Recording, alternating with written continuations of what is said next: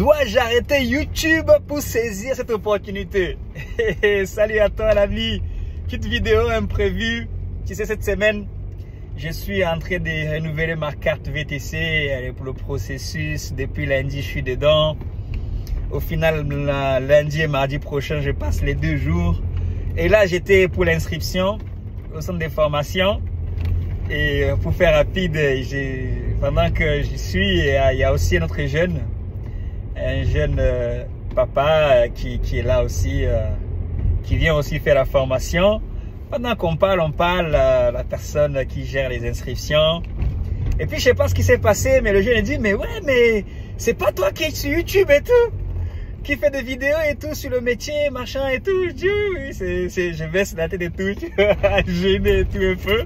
Enfin, pas trop gêné, hein, je suis fier de ce que je fais. Hein. Et puis à partir de là, justement, la dame qui gère le centre de formation, qui est là pour gérer les inscriptions, elle dit ah ouais, on cherche un formateur, tout, tu vois. Je dis ah ouais, pourquoi pas. Et je dis voilà, il faut qu'on en parle et tout. Du coup voilà, lundi j'ai un rendez-vous avec la boss pour en parler. Alors tu en penses quoi? Tu penses que je peux être un bon formateur? Tu serais prêt à payer pour que je te forme? Comme ça je quitte YouTube. YouTube, il n'y a pas d'argent, tu vois. YouTube, je gagne rien. Là, je vais arrêter YouTube là pour aller faire le vrai métier. Plus sérieusement, bah, c'est une idée, c'est tentant en fait, parce que tu sais, parmi vous, il y en a qui m'ont dit, mais pourquoi en dessin tu crées pas des groupes et tout, où tu donnes des vraies formations, même si bah YouTube, les vidéos que je donne, c'est des vraies formations. La dame qui faisait l'inscription, elle expliquait et voilà, quand elle donnait des explications et tout, elle revenait sur des points que j'arrête pas de dire ici, tu vois. On va en parler notamment sur la rentabilité. Et des fois, elle parlait, j'avais l'impression que c'est moi qui parlais sur la tenue du travail, toutes ces choses-là. Là. Bah du coup, voilà, je quitte YouTube, quoi. Si demain on me propose un truc, quelque chose de correct et tout, je vais voir l'opportunité, on va discuter, je vais faire mes propositions. Je vais négocier des vrais contrats. Si c'est intéressant, bah écoute, hein, franchement... c'est une expérience en plus. Mais bon, quand même, je vais pas quitter YouTube. YouTube, c'est mon bébé quand même derrière, tu vois. YouTube, façon de dire, bien sûr. YouTube, quand même, c'est... Moi, comme j'ai dit, plus je donne, plus je reçois aussi. Hein, et c'est concret, c'est pas abstrait. Plus je donne des informations, plus j'en reçois aussi des informations. Je suis de plus en plus curieux pour savoir ce qui se passe, pour m'améliorer, pour mieux comprendre les choses.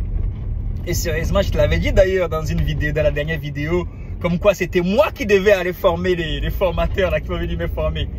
Mais oui, c'est toujours bien, franchement, ça doit être nous qui devons former les jeunes qui arrivent. C'est normal que la dame a tout de suite dit, ouais, mais tu veux pas, on change de formateur. J'ai dit, ouais, en fonction de ce qu'il a donné. Bon, encore une fois, moi, je vais pas forcément pour l'argent. Moi, je vais pour apprendre. Si j'y vais d'ailleurs, si j'accepte de travailler avec eux, ça sera d'abord avant tout pour apprendre comment ça marche. Et comment, c'est quoi, qu'est-ce que les formateurs dans un vrai centre vivent, quoi, tu vois, le rythme et tout. Parce que avant que la dame arrive, j'ai parlé avec celui qui forme à la pratique, le monsieur qui était très gentil, qui forme à la pratique. D'ailleurs, il avait un rendez-vous avec un élève. On discutait, il m'a partagé des choses parce que lui aussi, il est VTC. Bon, il a arrêté un peu pendant 2 ans, ça fait 2 ans qu'il a arrêté. Il va reprendre. Mais il est VTC depuis 2017 et son retour d'expérience m'a beaucoup enrichi. Je partagerai son témoignage parce qu'en plus de mon témoignage, je partagerai son témoignage parce qu'il m'a dit, bon Anderson, moi je suis pas encore à l'aise pour me tenir debout, pour parler devant la caméra, mais si tu veux partager ça comme expérience, il n'y a pas de souci. Donc dans les prochaines vidéos, il parle de la rentabilité, on partage le même point de vue sur la rentabilité. Moi je vais te présenter dans les prochaines vidéos ici un point de vue sur les rentabilités qui ne sont pas des théories, parce que beaucoup de ce que les gens partagent ici c'est des théories. Parler des rentabilités, on va écrire ici chaque course. Non, non, c'est pas comme ça que ça marche dans la vraie vie. C'est pas comme ça que ça marche. Et je suis convaincu, et c'est monsieur qui a aussi 5 ans ou 6 ans d'expérience dans le VTC a convaincu mon idée, a validé l'idée que j'avais sur la rentabilité. Et je vais partager ça avec toi prochainement. En gros, voilà, j'ai fait le renouvellement de ma carte. Et le processus est en cours. J'ai des papiers provisoires avant le renouvellement de la carte. Et surtout, qu'est-ce que tu en penses? Dis-moi, je te quitte ou je quitte YouTube pour aller dans un vrai... Ah, j'aime le centre, hein. Franchement, ils ont l'air de faire les choses carrées. Et apparemment, la boss aussi était dans le... Enfin, il avait... vraiment, elle avait des véhicules à l'époque, des capacitaires comme moi d'ailleurs. Et du coup, elle s'est convertie comme ça dans les formations. Et concrètement, moi, je trouve aussi... je cherche un moyen de reconversion pour ne pas toujours faire la même chose. Et d'ailleurs, YouTube, c'est un moyen de reconversion, partager mon expérience. Dis-moi si tu es prêt à payer pour que je te forme. Non, mais je dis toujours, mes vidéos, c'est des formations à part entière. Hein. Il y a une chose que tu dois retenir. La formation que tu reçois pour avoir la carte, les gens qui l'ont conçue, ce n'est pas forcément, c'est une formation, je dirais, académique. C'est comme quand tu vas à l'école passer ton diplôme. Une fois que tu as eu ton diplôme, quand tu vas dans une entreprise, maintenant tu dois apprendre encore. Tu dois désapprendre ce que tu as appris à l'école pour apprendre maintenant des choses pratiques de tous les jours. Et c'est ce que j'ai fait moi ici sur YouTube. Et franchement, si même je vais essayer de négocier avec elle, moi, ça serait de ramener un module différent. Pas un module académique pour venir répéter toujours la même chose.